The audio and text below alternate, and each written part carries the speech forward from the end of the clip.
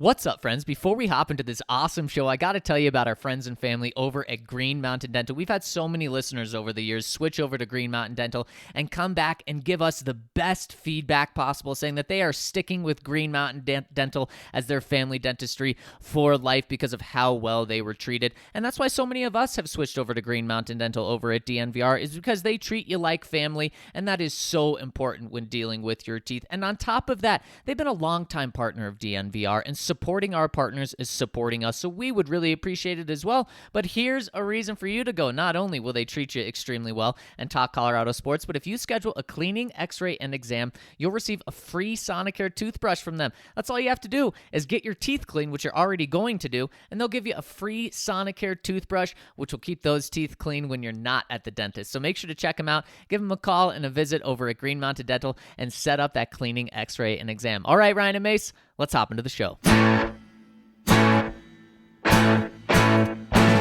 Number one for the one and only DNVR. Two goes out to Zach, Mace, RK, and the bar. Three for Mr. B in that old trophy case. Number four we're still waiting for, well, bring on the chase. Out on the field at Mile High, Broncos win is our desire. Couple with Breck, Brew and a friend, bleed orange and blue to the bitter end. Come and join us, DNVR. We are DNVR. We are DNVR, and we are live from Studio C. Wi-Fi is great around here. Some may say it, some may use another word for it. What a way to kick us off. I love it. You know what? Every once in a while, it's good to get the show started with a smile. Screw this. They always amazing. happen when we're working remotely, right? I know, yes. Yeah, never in person. Yeah, working remotely sucks, in my opinion. Anyways, we are presented by msudenver.edu/online. Make sure you have good internet if you're going to go to MSU Denver. But other than that, you won't have any problems. You can work from the comfort of your own couch. You can hang out and get a great education from anywhere in the world with MSU Denver online. And MSU Denver students work twice as many hours as students attending any other college institution. So check them out. My boys, what is up? We're off to a great start, and boy, I can't wait for this pod. And hopefully, guys, this sets up for the Broncos to be off to a hot start. Maybe they need someone, to drop a couple F-bombs right before the game and get them fired up, just like we're fired up right now. Who's the most likely person to do that, Zach? Ryan or Kareem? I mean, I don't know. That's why he's a captain. If they need a little prod, it's got to come from K-Jack. If they need someone to come in there and curse up a storm, I will happily do it. You curse like a sailor? I mean, probably. I would say people would probably say that about me. You could get there, Mace. Could you get there? Oh, actually, yesterday I did. When I was Mace Unchained. I was on a break on the radio, and it was when there was that pop up in the infield that was near the dugout in the Brewers Braves game, and it bounced out. The catcher couldn't bring it in, but then Luis Urias looked like he got his glove under it, but then replay showed that the ball hit the ground. But then we learned that replay could not overturn that, so it was still an out. And at that point, it was just bleep, bleep, bleep, bleep. Yeah. That was frustrating. Hat flew across the room. I mean, it was, it was wild. So yes, I can get like that. I was thinking about this in terms of if one of us could provide motivation. RK, you've said you're watching Ted Lasso. Have you added any episodes since last we brought it up? No, I literally watched the first 6 episodes, got addicted, and that was over a week ago. Haven't had time to watch a single other episode since. So you haven't gotten to the tough one with the Everton match yet, right? Nope. Okay, because what we're talking about in terms of Spoiler? if one of us were giving some motivational speeches, when you see that episode, you'll know what I'm talking about. Because okay. yeah. Speaking of episodes, really, have you guys seen Squid Games? No. No. Also, I don't Have believe you there's heard? an S on the end of that. Oh, Squid Game? I Okay. think so. Okay. I think so.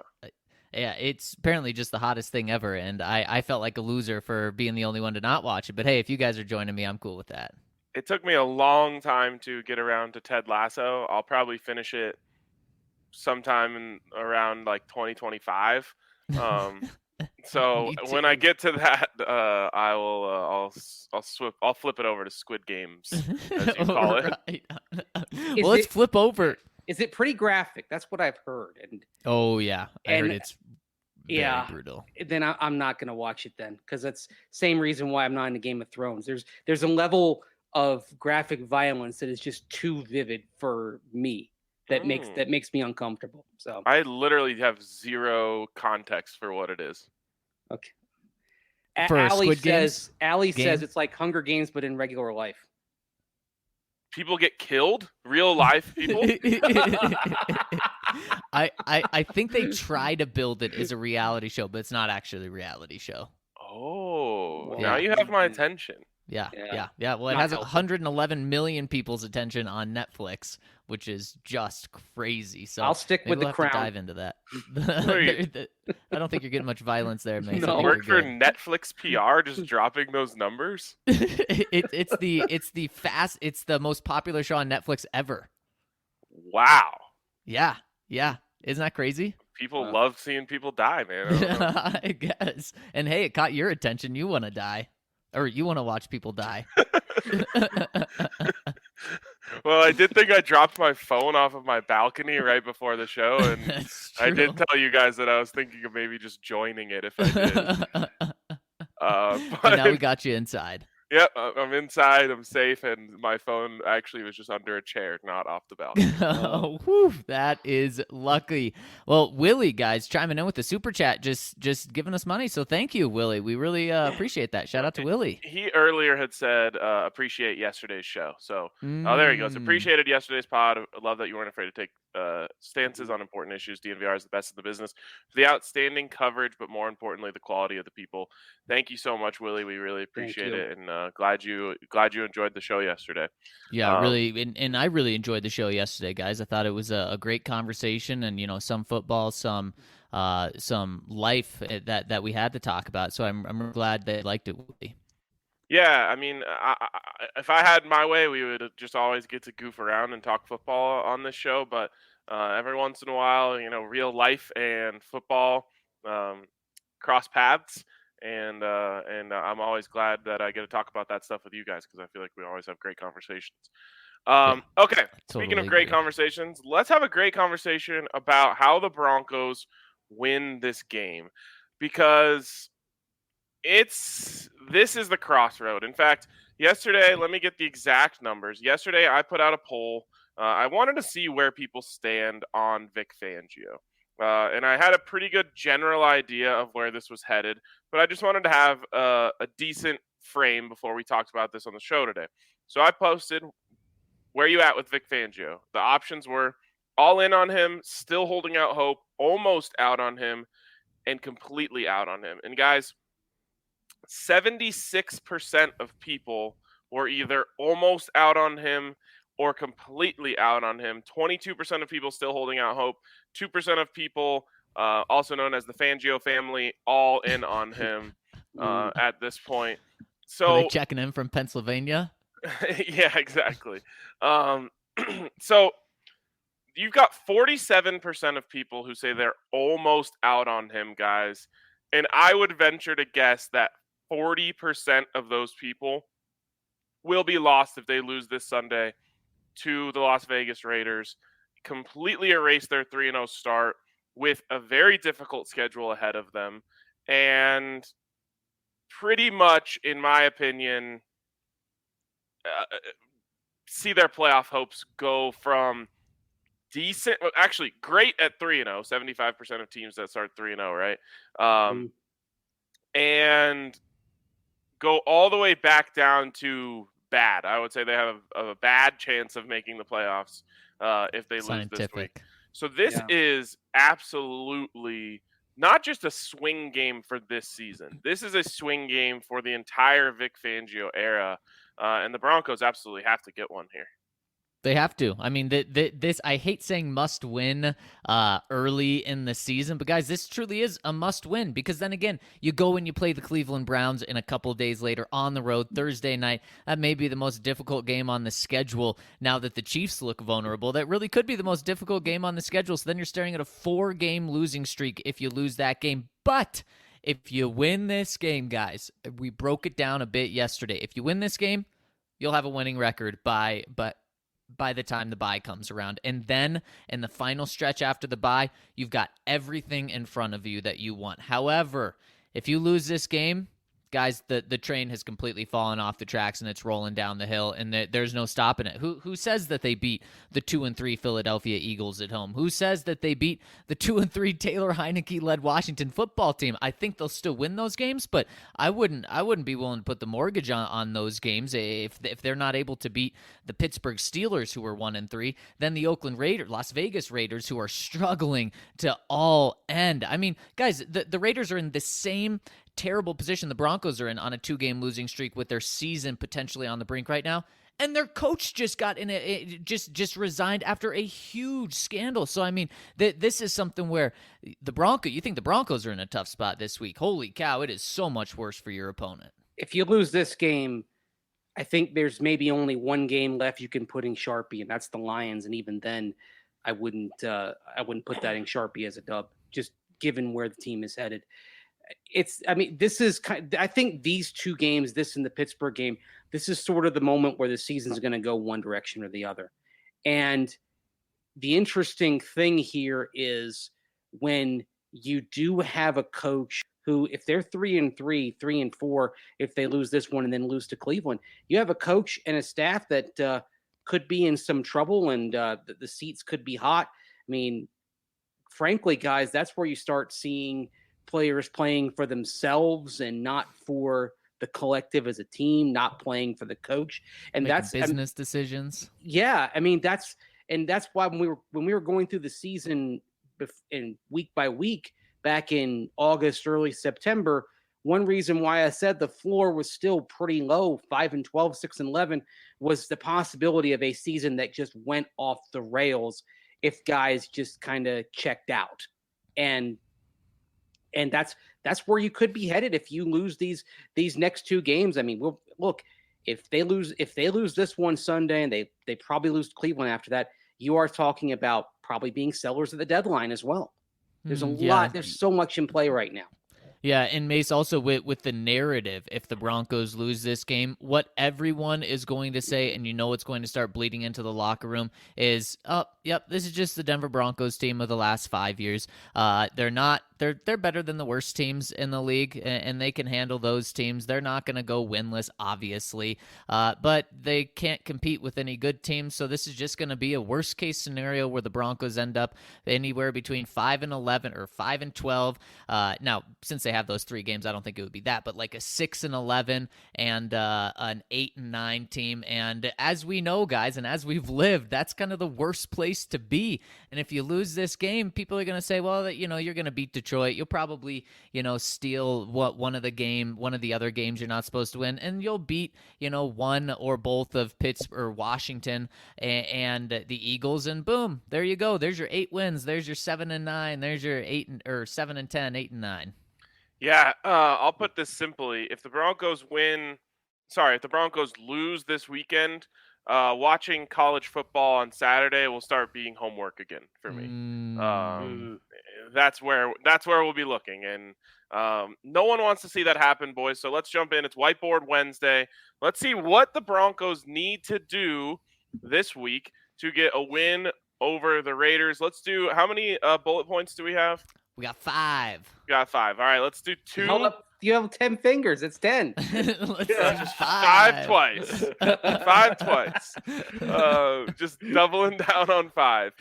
Let's do 2 in this segment, and then we'll hit a break and get to the others on the other side. All right, so let's hit this first one. tackle, or no, these are that was last week's, I believe. There we go. Expect the unexpected. Mace, you want to talk about this one? Here goes Zach with the more PR for Squid Game. Just wait. There's more that could tie into Squid Games later. Oh, yeah, I guess so. I may have to overcome my sensibilities and watch that. I'm going to know what everyone is talking about. But you have a new coach in Rich Bisaccia. And most importantly, I think, on the offensive side for the Raiders, you have a new play caller in Greg Olson, who has been John Gruden's lieutenant.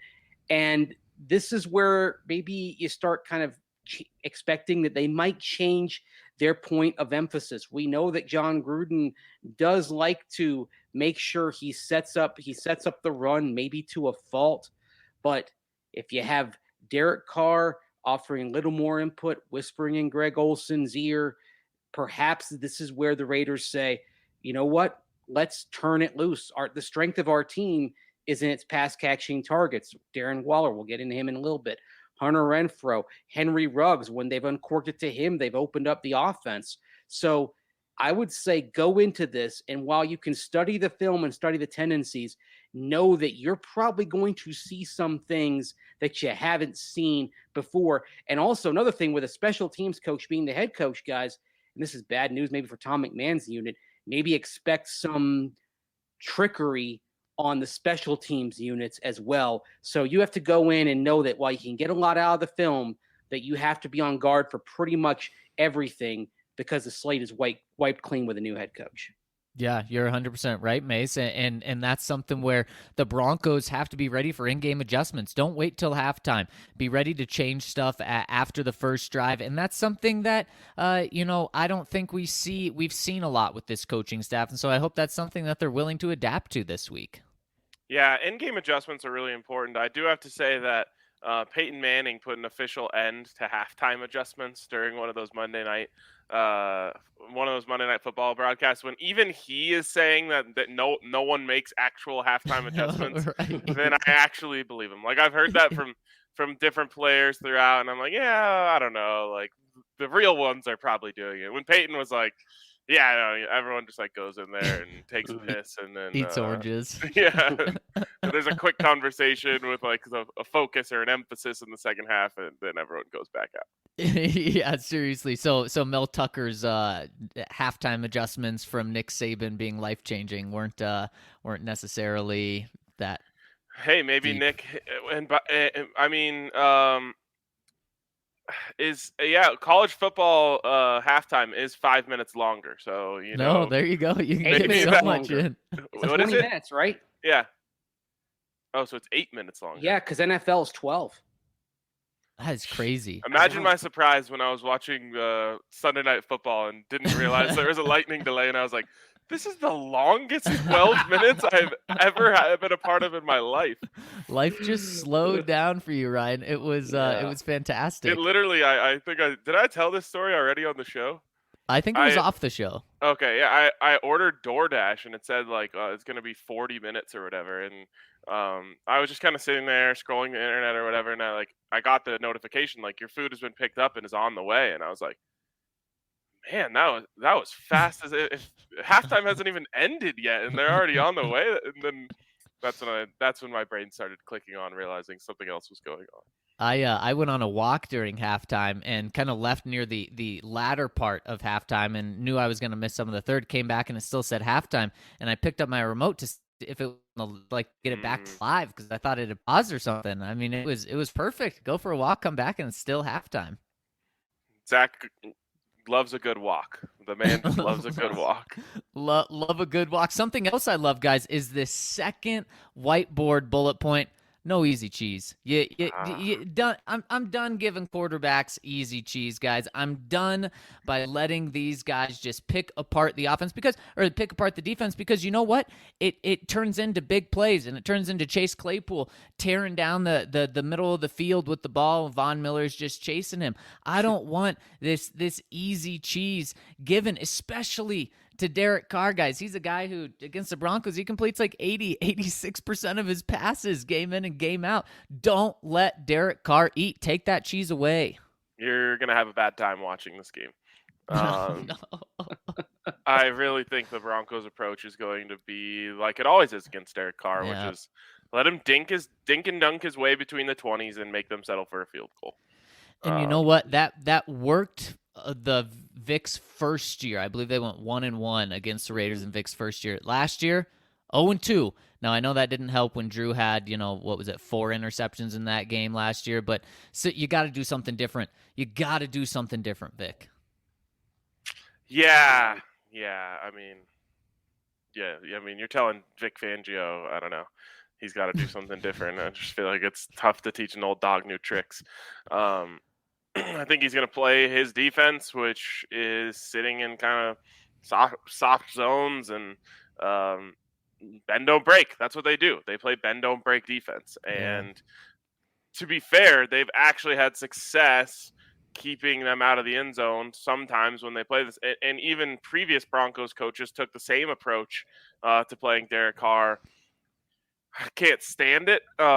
It's tough to watch, and I'm with you, Zach. I wish they would take away the easy stuff, but I think you're going to see a lot of 6 to 8 yard catches for Darren Waller. I think you're going to see a lot of 4 to 5 yard catches for Hunter Renfrow. And what worries me is that just by human nature, when they do that, Justin Simmons and Kareem Jackson's eyes are going to start looking a lot more in front of them. And Henry Ruggs is a special player out there. Obviously, they got beat by Marquise Brown on this sort of thing, and I'm worried that that if you get lulled into that easy stuff too much, you start, especially a guy like Kareem. Not to say he's going to get beat, but he's a guy who, if you start throwing that short stuff in the middle, he's licking his chops, saying, "I'm going to blow someone up."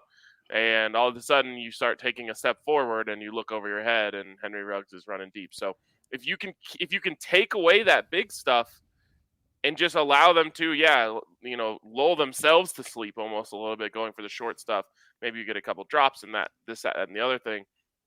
But if you cannot afford to get burned by Henry Ruggs or to get seamed by Darren Waller, and that's a tough task. These Raiders are a little bit different than the ones of the last, even 4 or 5 years. They are capable of big explosive plays. Well, you remember last year in week 17, guys, Derek Carr actually threw a couple of picks. Now, Carr was pushing it down the field more than he had been in previous games against the Broncos. Those were literally the first interceptions he'd thrown against Denver since October 2015, when Chris Harris Jr. had that pick 6 back in Oakland. So was that a sign of what Derek Carr is going to do going forward? Is he going to push it down the field more, or was that just, it's week 17, the game doesn't mean anything, let's just wing it around and have some fun? And I think we may see kind of a somewhere in between the two of them. He does push it, but if Hunter Renfrow is there underneath and he's just turning on that little 7-yard curl, that he'll take it all day. Well, guys, frankly, the Broncos have lost my trust that they can protect the deep stuff, because the past 2 weeks they've been really bad at giving that up, and so that's why if you're going to be giving those up plus the short stuff, oh my gosh, then Derek Carr is going to go off for 30 points. That's why you've proven that you can't protect the deep stuff, so at least take away the short stuff. All right, we will get to the rest of these in just a second. But first, I want to tell you about our friends over at Breckenridge Brewery, the absolute best beers in the world. Breck Brews, by the way, Avs opening night tonight. If you're not going down to the game, there's only one place to go. It's to the DNVR bar, where you can have some Breck Brews. Of course, if you're a DNVR member, you'll get hooked up with a 22-ounce Breck Brew for the price of just a 16-ounce. And those things, man, those will last you a few minutes there if you're watching hockey, especially because you got to pay attention so much.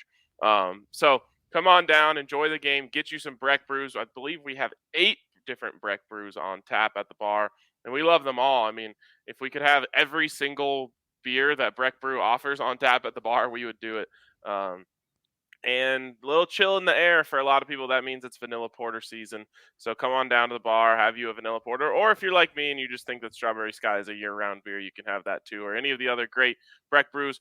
But if you're having a beer tonight, make sure it's a Breck Brew.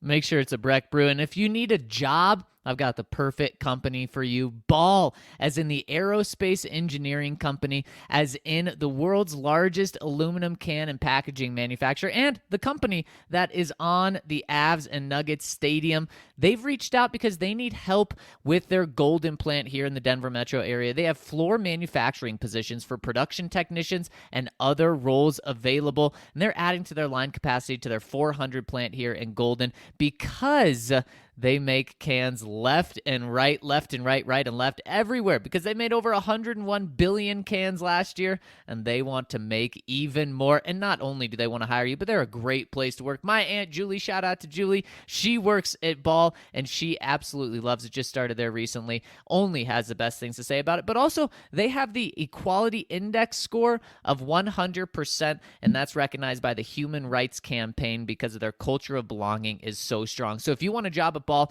go to jobs.ball.com and search for Golden to find one of those openings, or text Golden, Golden, to 77222. Go to jobs.ball.com and search for Golden.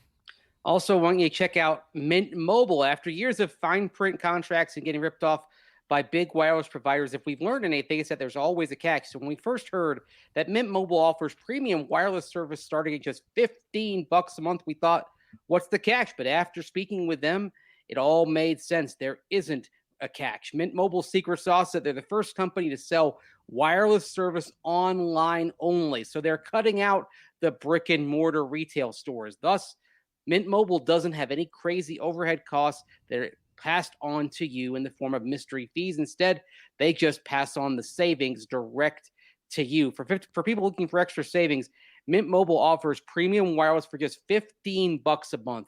All plans come with unlimited talk and text and high-speed data delivered on the nation's largest 5G network. And you know what?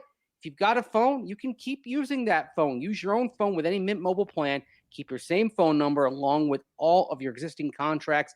And if you're not 100% satisfied, Mint Mobile will have you covered with their 7-day money-back guarantee. So to get your new wireless plan for just $15 a month, and get the plan shipped to your door for free, go to mintmobile.com/DNVR. That's mintmobile.com/DNVR and get that wireless bill cut to $15 a month. Again, mintmobile.com/DNVR.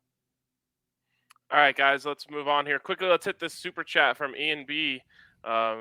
Kind of savage here. He says, recently saw that Ed Donatell's son is a quality control coach of the historically bad Seahawks defense. Sure, we're getting all the heat, but there's another guy I don't trust. Man, Tom Donatell just catching strays on the podcast today. Man, that is tough. As a quality control coach. I was going to say, he has almost nothing to do with the fact that the Seahawks defense is bad.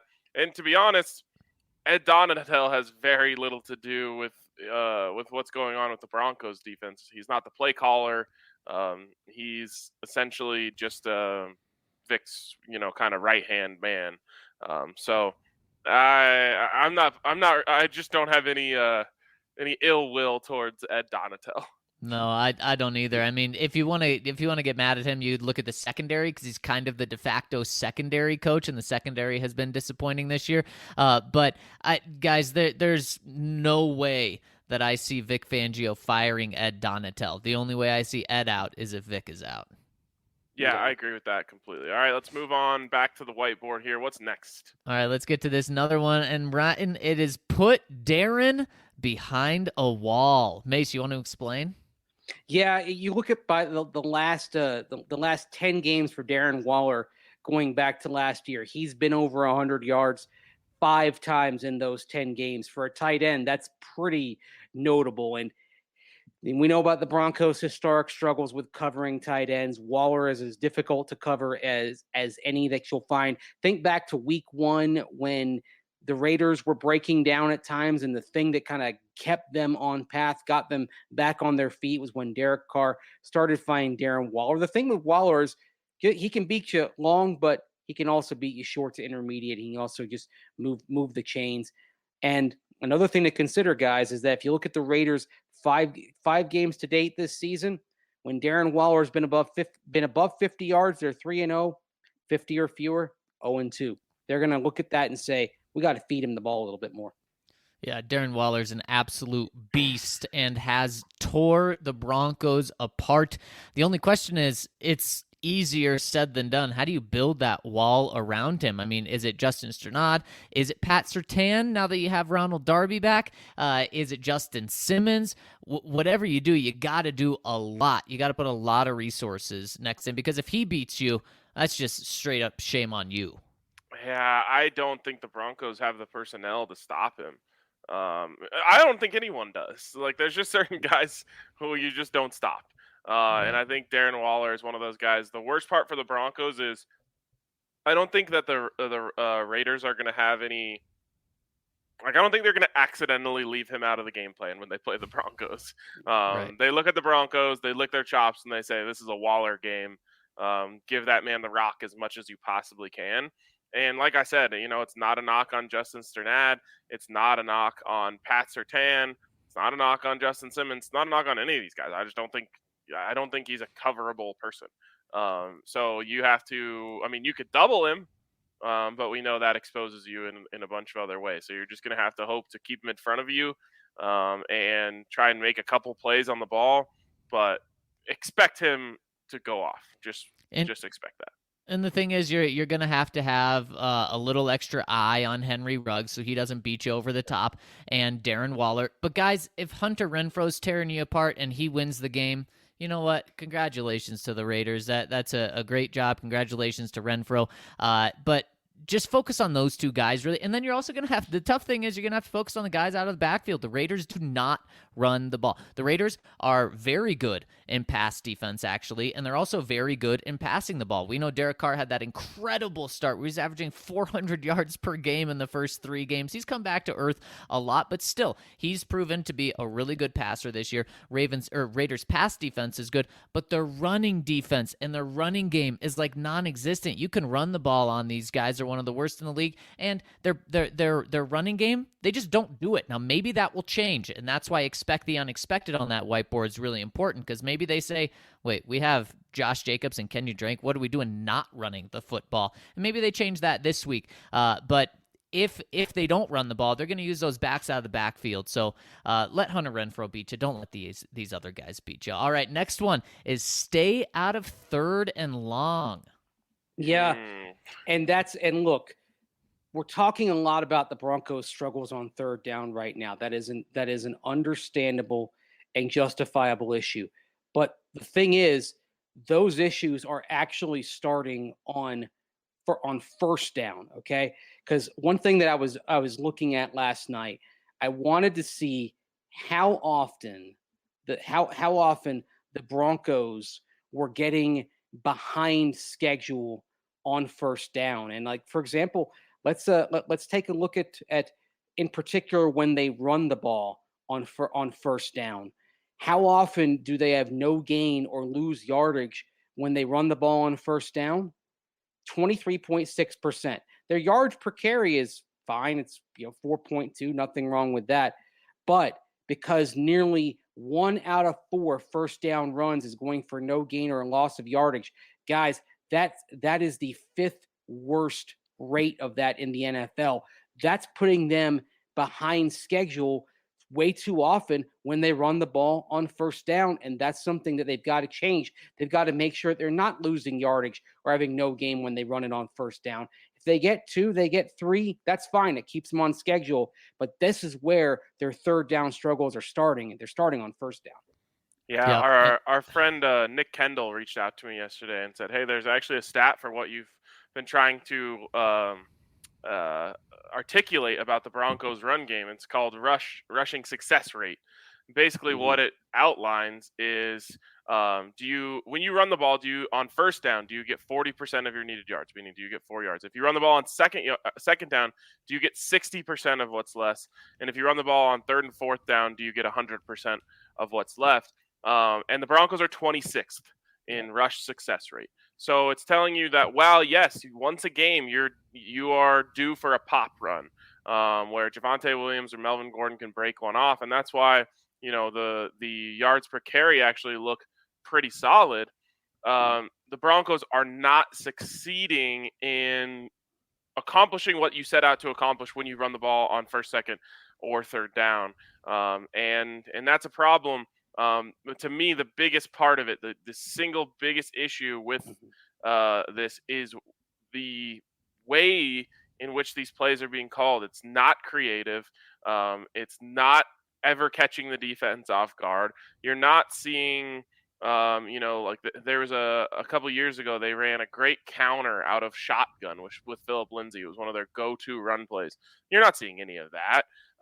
You're seeing them line up and run the ball right into the teeth of the defense, who is sitting there with 8 men in the box, expecting them to run the ball on first down. And Dan Orlovsky tweeted it out today. He said, the Broncos ran the ball on every single first down in the first half, except for when they were in the 2-minute drill. It's like, come on, man. Like, you have to have some semblance of creativity when you go out there and you're planning to call a game, and Pat Shurmur isn't doing it.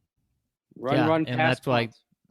Yeah, that's why creativity is going to have to be key for this. And guys, our 5th key is rush and cover. Rush and cover. That's what the Broncos are going to have to do. And hey, that brings it back to Squid Game with because I think that takes place in Korea. So rush and cover, guys. The Broncos just straight up don't do rush and cover in when they play the Raiders. They don't rush because Derek Carr throws the ball in like half a second after the snap, and they don't cover because they give that cushion that we talked about, and they just let the Raiders catch the ball. I would like to see a more aggressive game plan because if you're going to play 8 yards off the line and let them have these quick passes, then the rush will never get home. Nope. And then you're just neutralizing Von Miller. So you may get beat doing this, but go up against the line. Let's bump. Let's be a little aggressive. We know Pat Surtain can do that with the rest of you guys you have in the secondary. You should be comfortable doing that. Double team Darren Waller. Have a little eye on Henry Ruggs, but don't let them get those easy passes. And then Von Miller can be Von Miller. He can actually have some time to go and get Derek Carr. I mean, we talk about how just this defense was totally neutralized by Lamar Jackson because Von Miller wasn't able to rush. Okay, I get it. That's them. But if you're not going to adjust your game plan in order to allow Von Miller to be Von Miller, then you know what? You're doing that to yourself in this game. Yeah. By the way, when you had Russian cover with Russia as in the nation, the NFL has an international development program. I can't wait for when there is a cornerback named like Kafelnikov from St. Petersburg or something like that, and we can say, well, it's the Russian cover, baby. I feel like the Russian cover is like a sports betting term. They didn't cover, yes. but they did get themselves a Russian cover. Does that make money? I think it's if like the line opened at a certain number and then moved to another number, and they covered the opening line, but they didn't cover the final line. It's a Russian cover. That's incredible. I love it. I got to admit something, guys. Seeing the whiteboard has made me far less confident in the Broncos' ability to win this game. If those are the keys to the game, then the Broncos will lose, because I don't think they will accomplish many, if any, of those. I think I think it's going to come down to the offense. It's going to come down to the offense, and I think four of those 5, based on defense, I think it's going to come down to the offense. And to me, that means go get a lead. Like, it's funny to say because we've joked about this so many times, but as much as it's a problem that's the formula for the Broncos to win, it also is the formula for the Broncos to win. They need to have a formula where they come back, but they just don't have it. So I think they're going to have to go score early, which, again, not a lot of confidence in them being able to do that. Advanced Joseph. Well, and also, what is it, 24 straight games without an opening drive touchdown? Yep, Pat Shurmur does not have one in his career with the Broncos. So that's bad, but they need to figure out a way to do that. And then I think they need to get a stop to give the team some momentum, because they did do this against the Ravens, right? They got an early lead, and then they gave it right back to them. So to me, that's the formula. I don't think they're going to stop Darren Waller. I don't think they're going to stay out of 3rd and longs. And I think that they're going to have to get a lead and defend it. That's the formula for me. And if they don't stop Darren Waller and are bad and are in 3rd and longs all game, they're going to lose. And so you hope that they can get off to an early lead to take some pressure off both of those. But man, if you guys are a little uptight about this whiteboard just like Ryan is, you got to check out our friends over at Solace Meds because they're hooking it up on a lot of products that can help relieve the stress of what this game is looking like. They're giving you 25% off Dixie gummies this month. Also 25% off Solace bars, 25% off Solace sticks, 25% off Mile High extractions, 25% off Summit, and 25% off 1906 drops during the month of October. And they've also got some sweet deals coming up for Halloween. The entire store on Halloween is buy 3, get 1 free. And they'll give you a goodie bag with the purchase of $50 or more on Halloween as well. So you're going to have to check them out on Halloween and check them out in the entire month of October, because not only do you get those deals, but if you use the code DNVR20 over at Solace Meds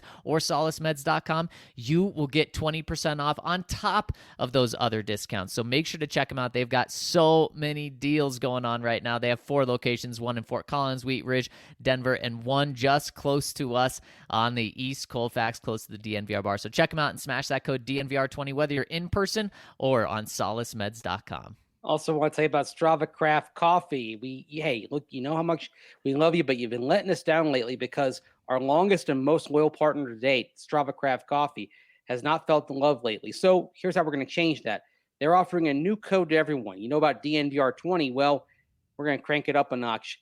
5 percentage points, DNVR25 for 25% off at Strava Craft Coffee. Not only do we love what Strava tastes like, and we run off of coffee, but it's also CBD infused and can help you with so many ailments. It's different for everyone. Check out the reviews and you'll be blown away with people's stories about how Strava has helped them. They'll deliver straight to your door. And also, if you try it with that code DNVR25, you like it, you can subscribe and get 20% off every purchase for life over at Strava Craft Coffee. Subscribing means you never have to buy coffee in the store again. It'll land on your doorstep every 2, 4, 6, or 8 weeks, whatever you prefer. You'll get 20% off every time over at Strava Craft Coffee. And hey, if you want to just try it once, come on down to the DNVR bar. Try Strava's incredible cold brew. It's on tap at the DNVR bar. Swing on in and try it. You won't be disappointed. CBD, like they have in Strava Craft Coffee, can help with chronic headaches, joint pains, IBS, and so much more. If you want 3 or 4 cups a day, hey, no coffee jitters. So check out Strava Craft Coffee and use that code DNVR25 to get 25% off, or subscribe for life and get 20% off every order over at StravaCoffee.com. That's StravaCoffee.com. I love it, Mace. And Mace, blitzing through hairs has never been easier thanks to our friends over at Manscaped. And over 2 million men worldwide have trusted Manscaped. By using the code DNVR at Manscaped, you'll get 20% off plus free shipping. And guys, there is no better place to go to get the best products out there. And of course, I have to start with the Lawnmower 4.0. It will keep you safe with their with their advanced skin safe technology. It makes sure you never get nicked or cut. It also comes with a light that turns on and off, so you can use it when it's dark out. You can use it when it's light out. The battery life is fantastic thanks to the wireless charging. And the game changer is it's completely waterproof. So you can take it in the shower, take it in the pool if you want. You can, of course, do it when you're dry as well. But it is the best razor out there. And guys, they've also got just the perfect package. It's called the Performance Package 4.0. And you'll not only get the Lawnmower 4.0, you'll get the Crop Preserver, Crop Reviver, and you'll get Performance Boxers and a travel bag at that 20% off if you use the code DNVR at checkout over at manscaped.com. You also got to check out the Weed Whacker for those nose hairs, ears hairs. It comes at some point for everyone, and the Weed Whacker will help protect you when those hairs start coming out. So make sure to use the code DNVR over at manscaped.com to get 20% off and free shipping. Well, Mace, let's talk to the people, see what the vibes are like today. Obviously, they've kind of been down. Now that we've moved on from the Steelers game, let's see if vibes have started to get a little more optimistic for this game. And the first comment is coming in from Fangio Schmangio. He says, beware the interim coach bounce back after a scandal or tragedy. Often, it galvanizes. There we go. Galvanizes the team the first week running high on emotions, us versus the world mentality. Then the wheels fall off next week. Regardless, whoever the interim head coach is, he will still outcoach Fangio Smangio, Shat Permer, and Tom McMeh and make them look like the inept, makeup-less clowns they are. Holy smokes. This is from Fangio Smangio, remember. Bring out the clown car before the game. Give the fans a real show. Oh, my goodness. Well, we certainly know where he stands. Yeah, the one thing I'll say is that, first of all, I think back to the Broncos back in 2010. Here's an example of how it can go the other way because they get rid of Josh McDaniels. They moved to Eric Studesville, and I believe they got blown out 43-13 in Arizona right after that. So it can go either way. The thing is, though, there really isn't a template for a coach departing like this, as in with not only scandal, but with the team 3-2 and having had a couple of solid wins already put in their back pocket. The Raiders justifiably, I believe, fancy themselves the playoff contender. They've done quite a few things right, at least before the last couple of games, Zach. And so this is one where it's really hard to project this. I think that's why you kind of say expect the unexpected, because there isn't an example of it happening quite like this. Usually when a coach gets fired, it's because the team is doing terrible. Yep, exactly. It's a very weird situation, especially it happening on like a Monday night. And like we said, Mace, they're probably starting to talk about the Broncos for the first time today, which is a little interesting there. All right, next one coming in from Jock. He says, ran a marathon over the weekend. Congratulations. Was it the Boston Marathon? You got to let us know. And had Cottonwood Mile playing as I came around the corner on the last turn. It was pure bliss. Cheers, boys. Oh my goodness. That's giving me the goosebumps. That is so cool, Jock, and congratulations. And shout out to Pleasure Horse. Yes, nice. Appreciate that. Jazzy Bronco. Hey, guys. Thanks for the content. Fun's got a little tight over the last year, but you got me back. Hey, welcome back. We're glad to have you, Jazzy Bronco. Welcome to must-win week, and I think we need all the help we can get. So if that includes a coaching change for the Raiders, count me in. Working backwards, we have 2 losses now. If we count both Chiefs games, a Chargers split, and Cleveland as losses, that has us at 6. And since we will likely not be in with more than 7 losses, we cannot drop this one. That would require us to win all other games or pick up a win in one of my losses, and I can't see that happening. Time for the coaching staff to step up. I think the podcast on Monday did a great job detailing the problems. The worst part for me out of all the issues was the lack of aggressiveness on third down. There was one time in the third quarter on a 3rd and 9 as they were coming to the line, I said, watch us get 6 and then punt. That's exactly what happens. If our season is on the line like I believe it is, we have to be super aggressive and do everything we know how to do to come out with a win on Sunday. Wish I was on the bus with you all on Sunday. Doesn't look like I will get to Denver for a game this year, but hoping we'll have something to play for in December in Vegas, as it looks like this 42-year-old lifelong Bronco fan will get to attend his first NFL game that day. Go Broncos, go DNVR. Oh, and go Jazzy Bronco. Can't wait to see you out here whenever you're able to make it out here. And I totally agree. This one's on the coaching staff, and to get the players fired up, and the players need to be fired up because a hot start is going to be crucial. Next one from Von Miller's Chicken Farm. Howdy, gents. I've been pretty adamant about my disdain for Shermer and his predictable vanilla play calling. What can he do to save his job the next 2 weeks? For me, they need to score some points. Talking 30 and 40 burgers. He needs to motivate his guys to be bullies in the run game and scheme open Fant, Sutton, etc. If he can't find legitimate ways to use his weapons, what the heck is he doing calling plays in an NFL offense? Thanks for the pod as always. Yeah, scheme open Fant. I mean, right? You see the way that other teams use their tight ends, and you're not seeing it with Fant. I don't want to see him in pass protection, okay?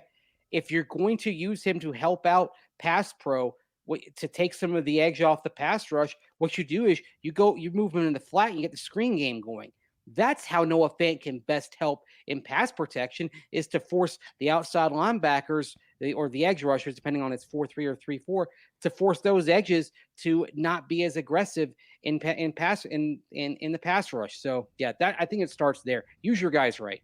Honestly, I think if the Broncos go 1-1 in the next 2 games, I don't think there's going to be a major coordinator change after the Browns game, because they'll have a winning record. So I think that's what it comes down to. Or if somehow they lose, 40-38 in both of these games, then Shermer's not going to lose his job if he's putting up points like that. But I wouldn't predict that coming.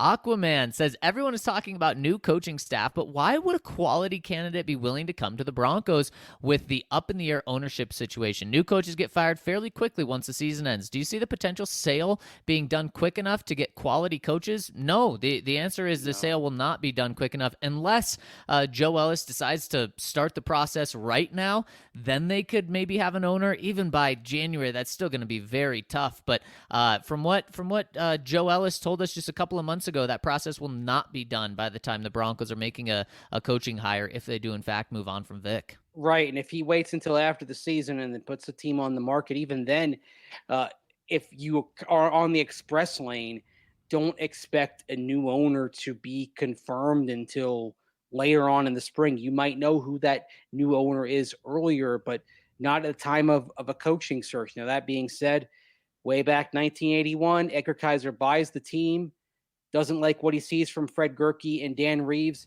and they're both blown out in early March. And then you have a new GM. And then, of course, Dan Reeves, or Red Miller, was the coach that got blown out. Dan Reeves comes in in May or March of 81 with Edgar Kaiser. So that's the sort of thing that could happen, but it's unlikely.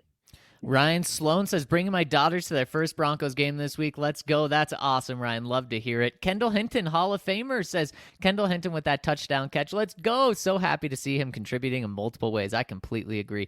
I was pounding the table last season about quarterback classes the past few years and how easy it is to draft a quarterback, and got pushed back on the pod then. Not to rub it in, but it's validating to hear Ryan now say it seems like he's getting easier to draft a quarterback nowadays in the NFL. It has been getting easier. The Broncos, not just Elway, just make really bad picks or avoid drafting the position. Sometimes failure/losing is a choice, or a series of choices in this case. On the topic of Gruden leaving, when will we see Tyreek Hill leave? The NFL clearly thinks saying vile things is bad. They must be sickened to be beside themselves at someone doing vile things to another person. Until the NFL is actively trying to force Hill out, they're tactically showing they believe what he did isn't so bad or wrong, and that it should keep him it should keep him from being in the NFL. I guess the ball is really in the Chiefs' hands at the end of the day. Maybe they just don't care. Let's just say I think they have a different set of standards for coaches, maybe than for players. But the other thing is, I'm not sure any of this would have come out, Zach, if John Gruden had not directly insulted Roger Goodell and directly insulted at least one owner with some fairly vile comments about Brian Glazer, one of the Buccaneers owners. Yeah, and that's just BS. I mean, if bad things are happening, it shouldn't be, a revenge thing for Goodell. If bad things are happening, it should come out for anyone. And I totally understand the frustration for Tyreek Hill. Unfortunately, he's past the NFL's disciplinary already. He's going to be in the NFL for a long time unless he does something again. Yeah, that's just it's sad, but this is just kind of how it works, right? Exactly. PS2 says, hey guys, I finally decided to renew my membership. Let's go, PS2. We got him again. I was formerly known as Locked In, but decided to change it to PS2. I have this weird feeling that Locke will leave the Broncos and become a franchise quarterback. Most people compare him to Josh Allen, hoping he would make the leap, but I always thought he was more like Baker Mayfield.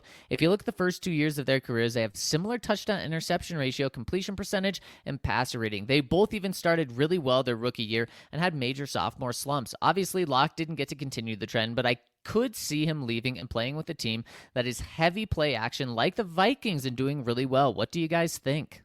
Good question. I think you're right. If he's going to have success in a system, it would be like that, and that would make sense, but he's not going to get a starting gig. It's going to have to be due to injury or something why he gets a starting role again, because when he lost this opportunity to Teddy Bridgewater, that's his role moving forward, and he's going to have to earn from the backup role. He's going to have to earn a starting role. And the bottom line is if another team saw him as a starter, he might have been traded by now.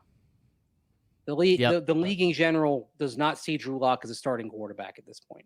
Exactly. SD Bronco 93 says, how are we feeling today, fellas?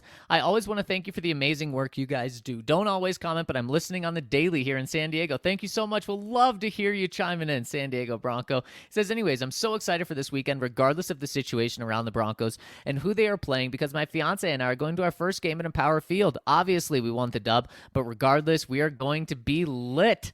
Oh, and we're definitely going to be at the tailgate also. Can't wait to meet y'all on Sunday and crack open a cold one. Let's go Broncos and let's go DNVR. Can't wait to meet you. Make sure to come up and say hi. That's awesome, and welcome to Denver. Yes, welcome Denver. Can't wait to have you. Dan Burke, real quick. Hey guys, let's talk hypothetical. Say the Broncos lose to the Raiders at home this weekend. How bad will the meltdowns be within the team, fan base, and media?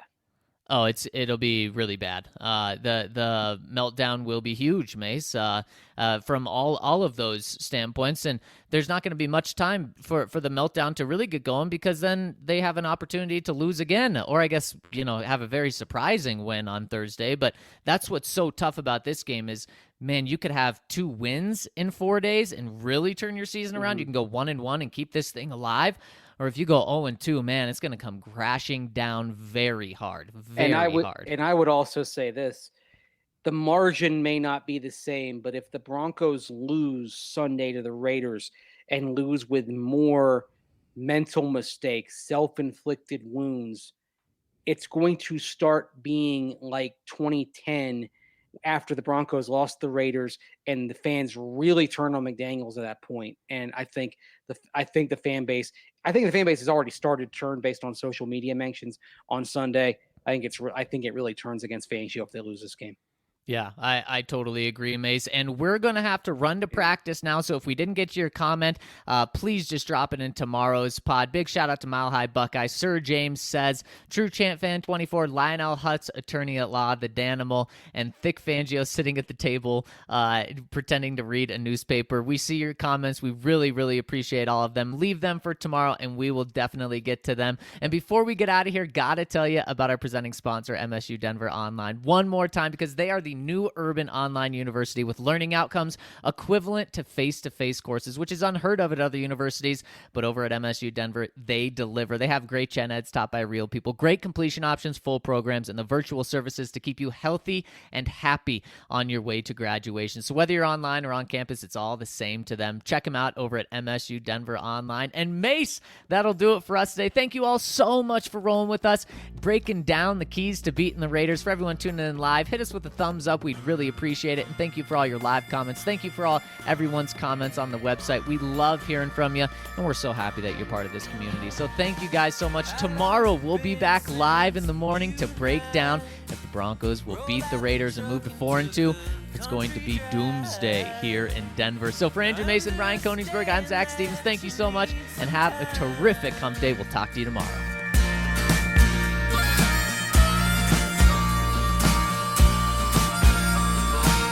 I know some landmarks we used to hit, where flying cotton would stick to your lips.